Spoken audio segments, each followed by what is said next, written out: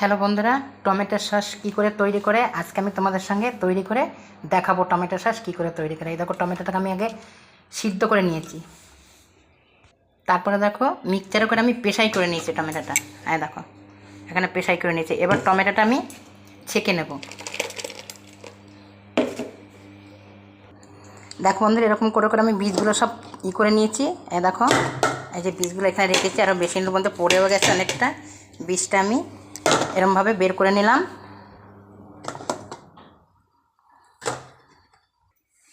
এবার দেখো, এটা আমি কড়াইতে দিয়ে দেবো।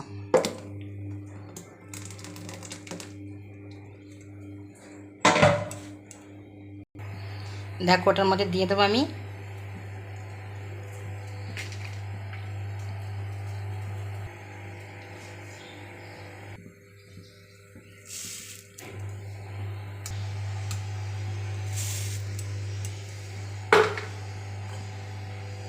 ভিনেগার।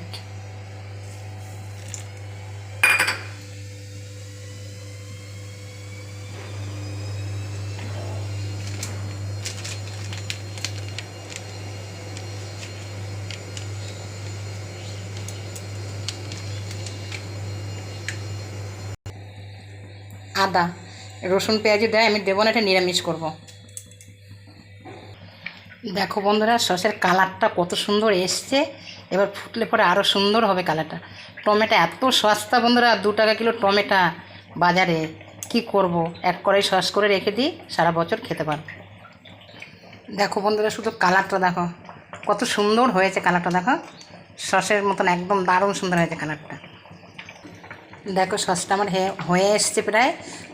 এবার নামিয়ে দেবো। দেখো বন্ধুরা, এখন টমেটো যা সস্তা, 1 টাকা 2 টাকা কিলো। তোমরা যদি পারো এরকম করে সস করে রেখে দেবে, দেখবে সারা বছর খেতে পারবে। কি সুন্দর দেখো টমেটোর কালারটা হয়েছে, সসের কালারটা দেখো শুধু। দেখো বন্ধুরা, টমেটোর সসটা আমার তৈরি করা হয়ে গেছে। এবার নামিয়ে দেবো, গ্যাসটা বন্ধ করে দিলাম। এবার নামিয়ে দেবো। দেখো কালারটা দেখো শুধু। আর এই যেটুকুনি পাতলা দেখছো, এটা ঠান্ডা হলে গরম হয়ে যাবে। ঠান্ডা হলে মানে গাঢ় হয়ে যাবে এটা।